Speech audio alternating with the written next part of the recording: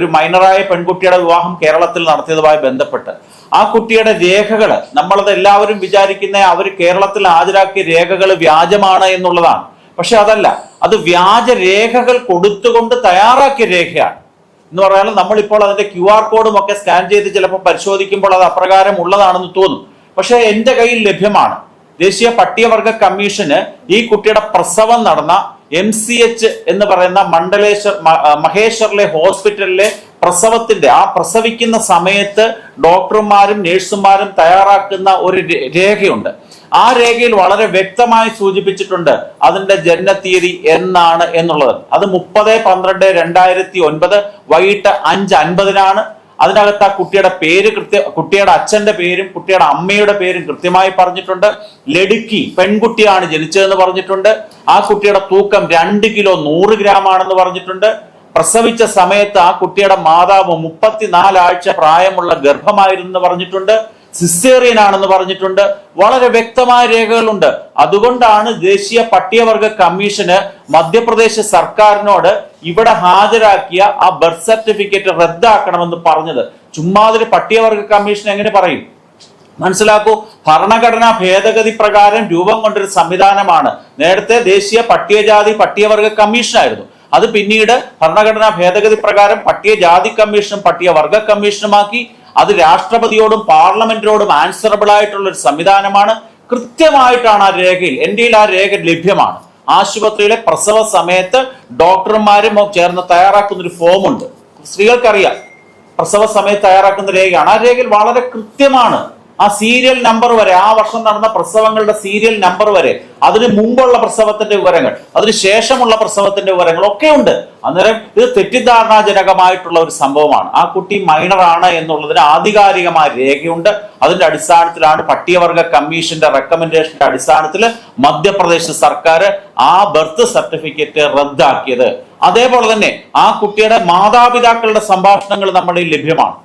അവർ കൃത്യമായി പറയുന്നുണ്ട്, ഞങ്ങളുടെ ലടുക്കി മൈനറാണ്, പ്രായപൂർത്തി ആയിട്ടില്ല എന്ന് വ്യക്തമായി പറയുമ്പോൾ കേരളത്തില് ഇപ്രകാരം എന്തിനാണ്, അത് തെറ്റാണ്, അത് പ്രായപൂർത്തിയായ കുട്ടിയാണെന്ന് പറയുന്നതിനകത്ത് എന്ത് അർത്ഥമാണുള്ളത്? ഒരർത്ഥവുമില്ല.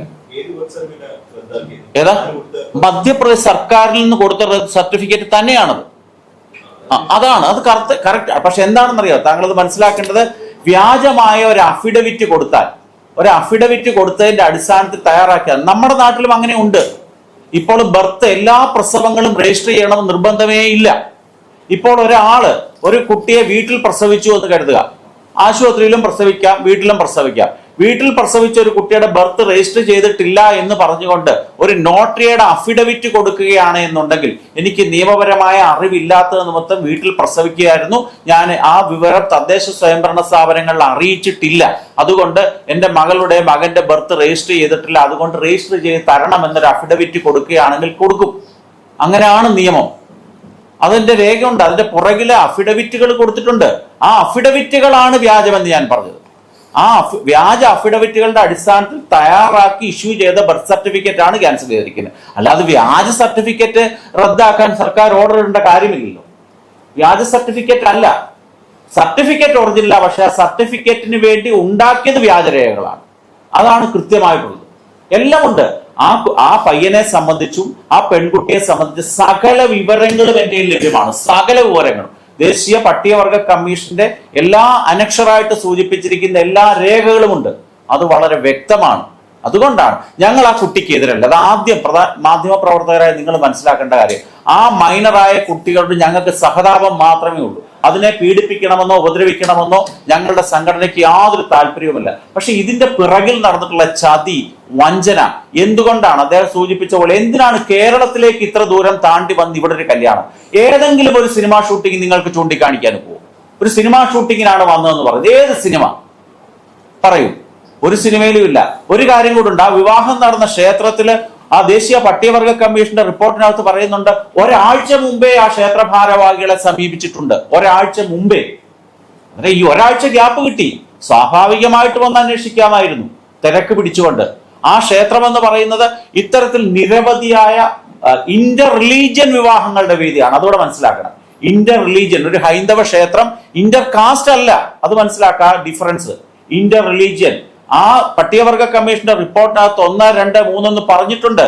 ഈ വിവാഹത്തിന് മുമ്പ് നടന്ന മിശ്ര വിവാഹമല്ല, ഇന്റർ റിലീജിയൻ വിവാഹം, ഇതിന് ശേഷം നടന്ന ഇന്റർ റിലീജിയൻ വിവാഹം ഏതൊക്കെയാണെന്ന അമ്പലത്തിലെ രേഖകൾ പട്ടികവർഗ കമ്മീഷൻ പരിശോധിച്ച് കൃത്യമായി തയ്യാറാക്കിയിട്ടുണ്ട്. ഒരു ഹിന്ദു ക്ഷേത്രത്തിൽ ഹിന്ദു മാരേജ് ആക്ട് പ്രകാരമുള്ള രജിസ്ട്രേഷൻ ആണ് നടക്കേണ്ടത്. അതിന് വിരുദ്ധമായി ആ ശ്രീനാരായണ ക്ഷേത്രത്തിനെ അദ്ദേഹം പറഞ്ഞ ഒരു ജാതി ഒരു മതം ഒരു ദൈവം എന്ന് പറയുന്ന ആപ്തവാക്യത്തിനെ എന്തോ ഒരു വലിയ സംഭവമാക്കി ചിത്രീകരിക്കാൻ നടത്തുന്ന ഒരു ആസൂത്രിതമായ ശ്രമമാണ്. ആ ക്ഷേത്രം ഇതിന്റെ ഒരു ഹബ്ബാണ് ഇത്തരത്തിലുള്ള ഇന്റർ റിലീജിയൻ വിവാഹങ്ങളുടെ. ധൃതി പിടിച്ച് ആ ഒരു പെൺകുട്ടിയെ പ്രലോഭിപ്പിച്ച് ഈ കേരളത്തിലേക്ക് കൊണ്ടുവന്ന് വിവാഹം നടത്തുകയാണ്. അതിന്റെ അച്ഛനുണ്ടായിരുന്നല്ലോ, ആ അച്ഛനെ ഒന്ന് കേൾക്കാൻ പോലും തയ്യാറായിട്ടില്ല. എന്റെ മകൾക്ക് പ്രായപൂർത്തിയായില്ല എന്ന് പറയാനുള്ള ഒരു അച്ഛന്റെ അവകാശത്തിനെ പോലും കേരളത്തിലെ പോലീസ് നിഷേധിക്കുകയായിരുന്നു എന്ന് പട്ടികവർഗ കമ്മീഷനിൽ അദ്ദേഹം കൊടുത്തിട്ടുണ്ട്. എന്റെ ആ മൊഴി ഇരിപ്പുണ്ട്. അമ്മ ഇവിടെ വന്നിരുന്നില്ല, പക്ഷെ അമ്മയുടെ ഓഡിയോ ക്ലിപ്പ് വേണേ ഞാൻ തരാം. അമ്മ കൃത്യമായി പറയുന്നുണ്ട് എന്റെ ബേട്ടി 16 വയസ്സായ കുട്ടിയാണെന്ന്. നിങ്ങൾ നോക്കൂ, കഴിഞ്ഞ വർഷം ആ കുട്ടിയുടെ 15ാമത്തെ ഈ പിറന്നാളിന്റെ റീൽസ് കിടപ്പുണ്ട്, മാധ്യമങ്ങളിൽ കിടപ്പുണ്ട്. ഒരച്ഛനും അമ്മയും പറയുന്നതിനാണോ വില, ഇവിടുത്തെ ചിലർ പറയുന്നതിനാണോ? ഒരു ആശുപത്രിയിലെ പ്രസവരേഖയാണോ വലുത് വ്യാജമായിട്ടുണ്ടാക്കിയ ഒരു സർട്ടിഫിക്കറ്റ് ആണോ? വീണ്ടും പറയുകയാണ്, ആ കുട്ടിക്കെതിരെയല്ല, അതിനോട് സഹതാപം മാത്രമേ ഉള്ളൂ. ഇതിന്റെ പിന്നിൽ പ്രവർത്തിച്ച ചില ശക്തികളുണ്ട്. ആ ശക്തികൾ, അതിനകത്ത് ചില വ്യക്തികൾ, ഞാൻ പേഴ്സണലായിട്ട് പേര് പറഞ്ഞില്ല, എന്നെ നിരന്തരമായി വിളിക്കുകയാണ്, ആ പയ്യൻ പാവമാണ്, അവനെ ഉപദ്രവിക്കരുത്, അവന് യാതൊരു തീവ്രവാദി ബന്ധവുമില്ല. കാരണം എന്താണ്? ആദ്യത്തെ പരാതി കൊടുത്ത വ്യക്തി ഞാനാണ് കേരളത്തില്. ആ വിവാഹം മാർച്ച് 11 നടന്നു. 12 രാവിലെ വെളുപ്പിനെ 12:05 ആയപ്പോൾ ഞാൻ DGPക്ക് പരാതി കൊടുത്തു. 12:05 ആയപ്പോൾ തൊട്ടടുത്ത ദിവസം കൊടുത്തിട്ടുണ്ട് ആദ്യത്തെ പരാതി. പക്ഷെ കേരള പോലീസ് നാളെ വരെ പരിഗണിച്ചിട്ടില്ല. ഒരു മെയിൽ വന്നു, അത് ഇൻവെസ്റ്റിഗേഷനിലാണ് എന്നുള്ളത്. അതിന്റെ അടിസ്ഥാനത്തിൽ അവരുടെ വിചാരം ഞങ്ങൾ ഏതാണ്ട് അജണ്ടയുടെ അടിസ്ഥാനത്തിൽ ഇവരെ ടാർഗറ്റ് ചെയ്തുകൊണ്ടാണ്. ഒരിക്കലുമല്ല, ഇത് നിയമവിരുദ്ധമായതുകൊണ്ട് മാത്രമാണ്. ലവ് ജിഹാദോ ഒരു ജിഹാദൊന്നും ഞങ്ങൾ പറയുന്നുമില്ലെന്ന് വേണേ കരുതിക്കോളൂ. പക്ഷെ ഇത് ഒരു നിയമവിരുദ്ധമായ വിവാഹമാണ് 100% നമ്മളുടെ ലഭ്യമായ രേഖകൾ അനുസരിച്ച് പറയുകയാണ്. അതല്ല എന്ന് അവർ തെളിയിച്ചോട്ടെന്ന്. അവർ കൃത്യമായി നിയമവ്യവസ്ഥയുള്ള രാജ്യമാണല്ലോ, അവർ തെളിയിച്ചോട്ട്. അങ്ങനെയാണെങ്കിൽ വളരെ സന്തോഷം, അത് പ്രായപൂർത്തിയായ പെൺകുട്ടിയാണെന്ന് പറയുകയാണ്. അല്ല എന്നുണ്ടെങ്കിൽ പോക്സോ ഉൾപ്പെടെയുള്ള മധ്യപ്രദേശിലെ പട്ടികവർഗവുമായി ബന്ധപ്പെട്ട നിയമങ്ങൾ അനുസരിച്ചുകൊണ്ട് കുറ്റവാളികൾക്കെതിരെ ശക്തമായ നടപടികൾ സ്വീകരിക്കപ്പെടുക തന്നെ വേണം.